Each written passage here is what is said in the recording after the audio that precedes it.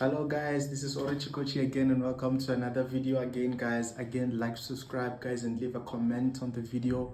As by back again, it's Kochi, and yeah guys, we're gonna be talking about the Kaizer Chiefs game versus Golden Arrows again, Amakosi for life. And yeah, but today I come with a bit of bad news in terms of the performance. Guys, it was a tough loss.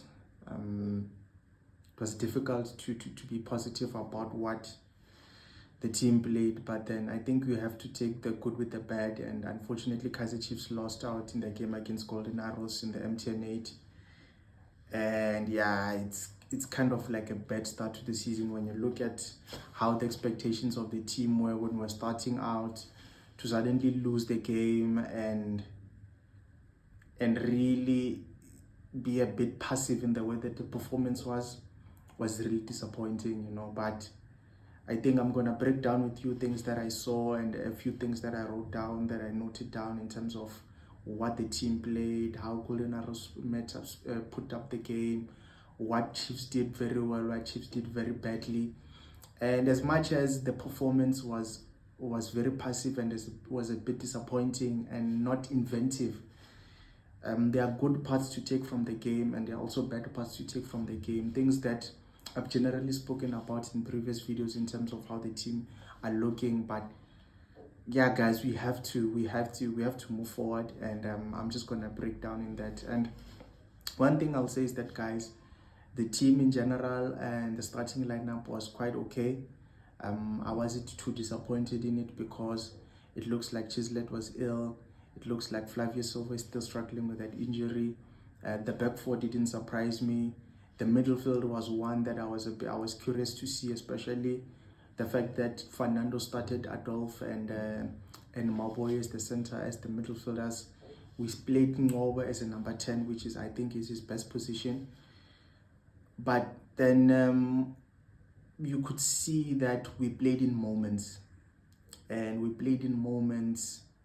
the thing that I wanted to say is that if you've noticed, guys, from how the team plays, Kaizer Chiefs are playing a very structured way. And when you see when they're building up the ball, when they're playing the ball, there isn't a lot of dynamism in terms of their movement. There isn't a lot of positional freedom in terms of their front players. The wingers stay out wide and they stick on the line. The number 10 is always the one who's roaming in between, is the one that will generally try to roam in behind the opposition midfield. The midfielders, the two central midfielders, are sitting next to each other. The only thing that you see as a slight difference is the fact that when Chiefs then build up, the fullback, which is generally our left fullback, which is Rifrosla, he will suddenly move into and they build up in a back three.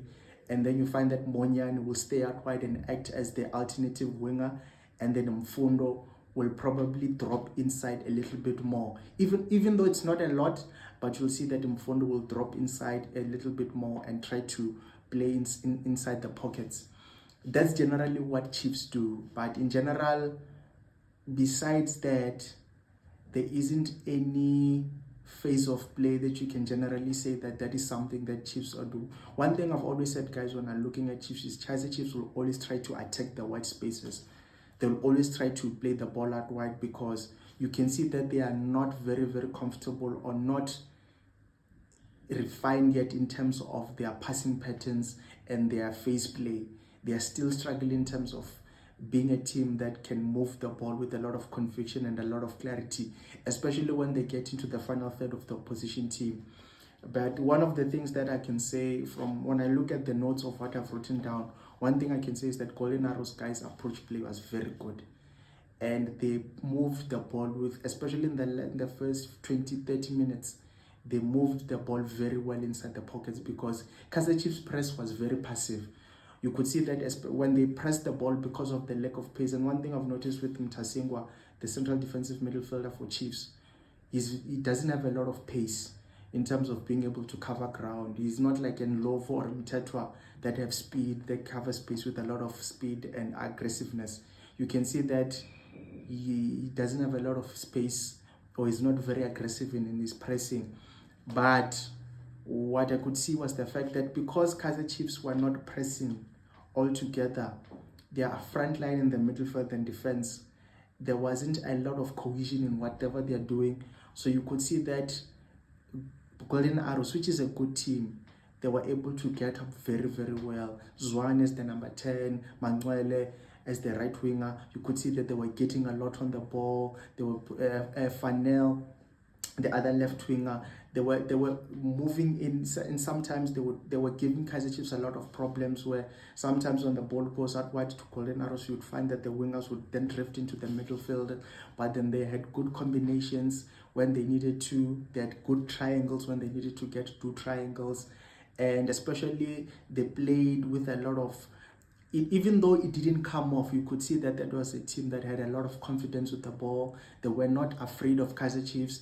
They played with a lot of confidence, and they were taking the game to Chiefs. And they created good moments, even though they didn't come off. But you could see that they were a team that when they were confident of the ball, especially the front three players behind the Junior Dion, you could see that those players were very comfortable in terms of being able to switch in and out. They were having good rotations in and around the Kaizer Chiefs midfield. And they were giving a lot of issues to Maboy and Muntasingwa because they were stretching them out wide. They were pulling them in the wide areas. And then when Fanel breaks into the half space, you'd find Zwane taking the ball. And he had a lot of time in the ball in the middle. And Kaizer Chiefs didn't close him down. And he was giving a lot of problems because they were always stretching the defensive line of Kaizer Chiefs. And they were creating good triangles and good moments. But because of the lack of quality, which is always something that I will always see in South Africa, is that the final ball and the decision making as the final third is always a letdown. And that's why a lot of the good promising moves that they wanted to do, they were ending up being things that didn't end up very well because they didn't, the decision making was generally poor. That's one of the things that I see, is that the approach play was good into the box. You could see that they had a lot of confidence. And that was on the basis of the fact that Kaizer Chiefs were not pushing pressure on the ball. And that was allowing Golden Arrows to play a lot in the pockets. Kaizer Chiefs were not putting pressure on the ball, and they were very passive. Sometimes if Duba or Batman or Mfundo Villakas were pressing, it was either the two central midfielders wasn't pressing cohesively together and the defense wasn't coming up all at the same time, that it made it very easy for Golden Arrows to play in the pockets. And because they were playing in the pockets, they were turning over and getting to the defense of Kaizer Chiefs. That was the same thing that I spoke about in the game that Kaizer Chiefs played against, in the first game that they played against Milford, or Kruger United, if I might say. The moment that Kruger United was able to bypass the press of Kaizer Chiefs, they were able to play comfortably in the pockets because Kaizer Chiefs were not putting a lot of pressure, and the cohesion and the defensive and the spaces in between the midfield defense and the attack were very scattered, which made it very easy for the attacking midfielders and the wingers. Also because of the fact that Monyani was always playing as a winger in this positional, in the way that Chiefs play, that they could always stretch the defensive line of Kaizer Chiefs, because Kaizer Chiefs generally, they would always defend in a 3. Frosler doesn't generally attack. It's the attacking responsibility is given to Monyani. So because of that, Quinika and Frosler are always stretched out wide.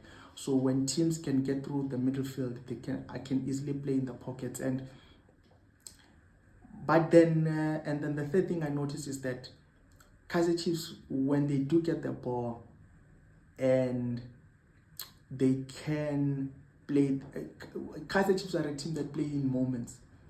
And because they're a team in playing moments, the quality that they produce is very scattered, or is very up and down, is very inconsistent. But when they did get the opportunity to suddenly play, there were 2 or 3 moments where they played in very good triangles, and then Golden Arrows didn't press, and they gave Kaizer Chiefs, especially Mfundo and Ngobo, time on the ball.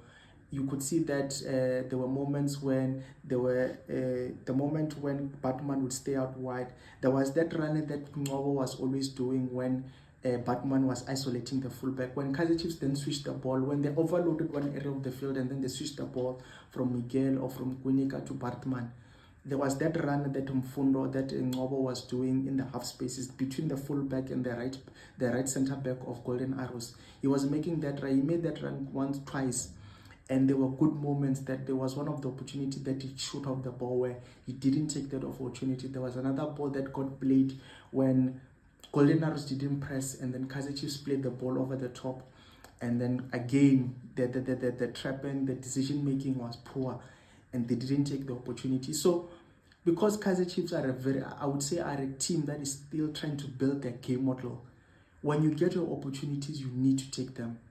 And that is one of the things that the attacking players, especially Ngobo and Bartman, you could see that they didn't take the opportunities, and because of that, the Kaizer Chiefs suddenly got into a game where it became a game built on turnovers. And that's one thing that that we're doing. And the other thing that tactically, guys, that I saw is that, guys, when you want to play a game, there's one framework that I believe that Kaizer Chiefs needed to compact their game. And when you need to compact your game, make sure that you play in spaces closer to each other. Play the game closer to each other. Especially when you are playing with attacking players, especially your wingers. Bartman is not a quick attacking player. Mfundo is not a pacey player. Bartman is not a pacey player. The only pacey player that Kaizer Chiefs had in the front line was Duba. Ngobo doesn't have a lot of pace. So the only players that have a lot of pace is Monyane and Duba. And because Kaizer Chiefs was trying to play a lot of vertical passes and stretch the game, because of the lack of pace and the lack of compactness in terms of the attacking of the team, Kaizer Chiefs lost a lot of balls that they didn't need to, because they were playing quick and they were playing fast and they were playing long. And I always believe that when you have to play to the profile of the players that you have, and because they played very far from each other, it made it very difficult for them to keep the ball for long periods.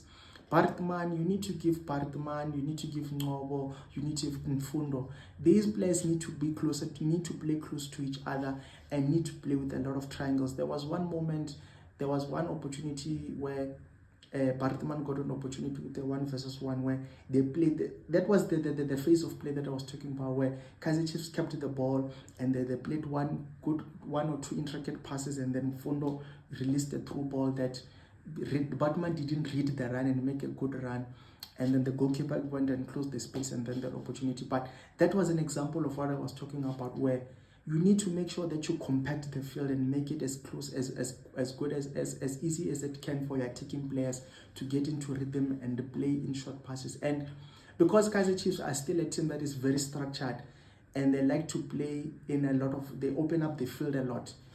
When you don't have a lot of players who play with pace and you want to play fast, it makes it very difficult for you to connect your passes when you're not playing close to each other.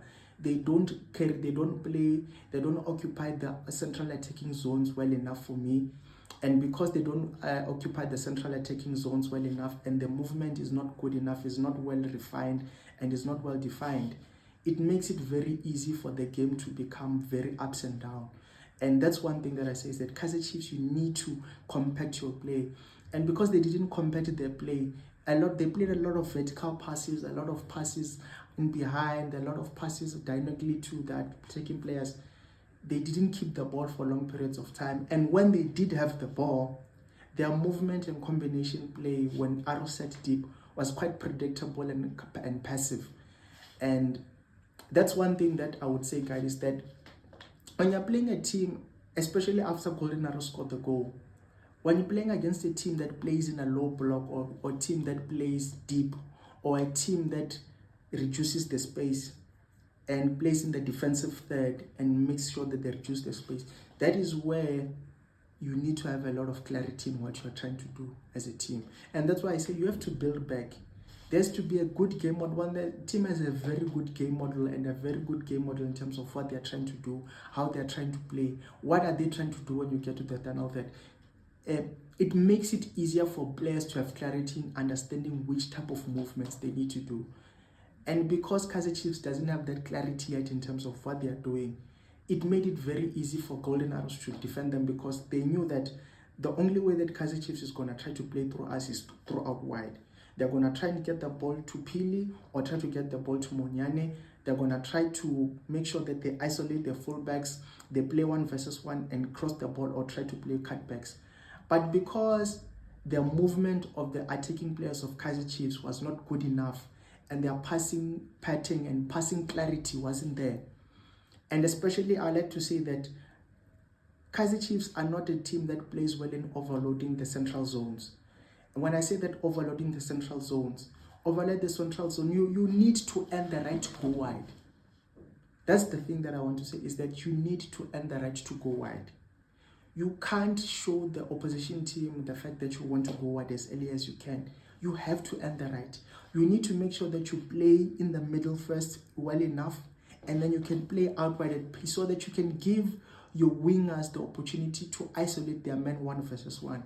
A lot of times, because their passing was quite pedestrian and they were still looking for openings in the central attacking zones, when they did get the ball to Monyane or Pili out wide, Pili or Monyane always had 2 or 3 players around them. So it made it very difficult for Pili or Monyane to be able to bypass the team, because there wasn't a lot of movement, there wasn't a lot of creative passing, there wasn't a lot of inventiveness in and around them. And because the players were very pedestrian and they were running, when there were not runs in behind, there wasn't opposition runs where when a ball gets played, a player will run into the half space to create the middle field. You need to shift. It's like a chess game. When the ball goes out to Pili, either Batman or Maboy, they need to make runs into the middle half of the field so that they can release players or they can move the defensive team so that they can be able to have intricate passing patterns that can help them open up a team. When you're playing against a low block, it's either 1, you isolate your fullbacks, or 2, you make sure that the incoming runners or runners from deep are coordinated so that you can be able to play through them.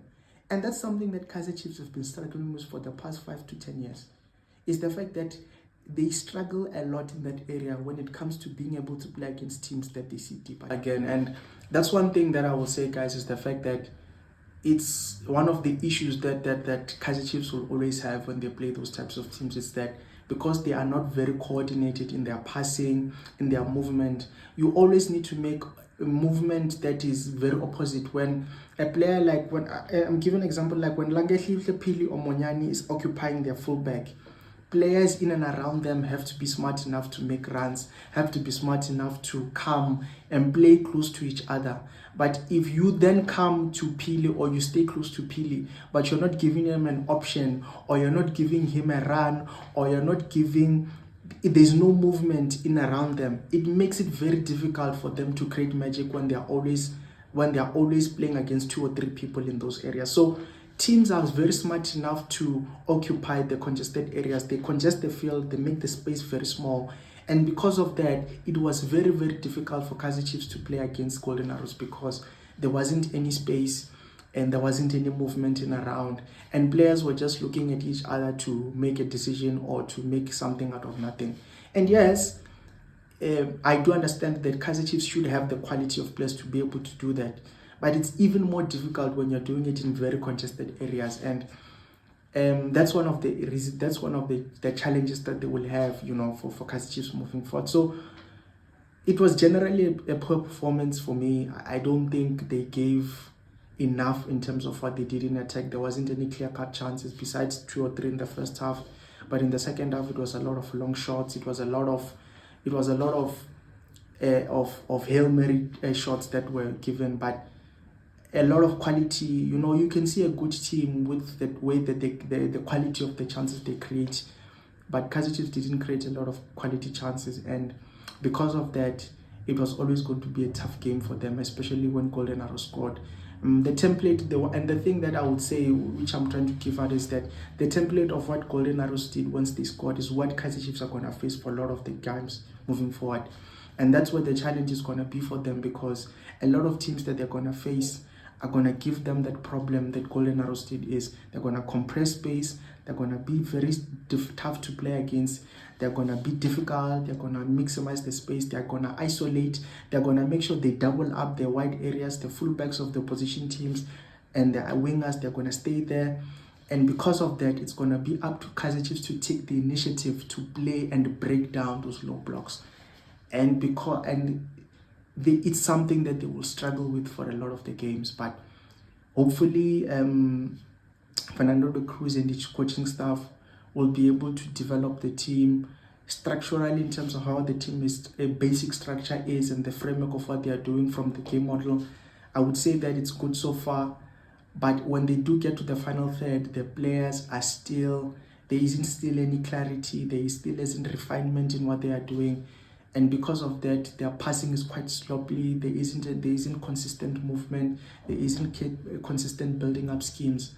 And because of that, and there isn't any clear pictures that the players are showing each other. And because the players are very regimented in their positioning, and very regimented in the zones that they have to occupy, it makes it very difficult, makes it very easy for the opposition teams to play against them, because they know that Mfundo is going to occupy this space all the time. We always know that Bartman is going to occupy this space. We always know that Maboy is not going to make runs from deep. It's not going to give us a problem to think about. And because players are always staying in certain zones, it makes it very easy, because they know that as long as they make sure that Kaizer Chiefs is playing in front of them and they are not playing through them, it makes it very easy to defend. So there wasn't enough crosses, there wasn't a lot of runs into the box, and yeah, that's one thing that I think they struggled with, and it's going to be an challenge for them to get over. The other thing that I would say that is that, guys, Kaizer Chiefs are going to have to, there's going to be a lot of, we as fans, I think we need to be realistic, because if you've noticed, Kaizer Chiefs are signing a lot of young players, and especially a lot of young players in taking areas of the field. And because they are signing a lot of young players, the young players are still the Mfundos, the Mdu Shabalalas, the Faiz Abrahams, the Langalihle Pilis, the Velebais. Those players are still developing in their game.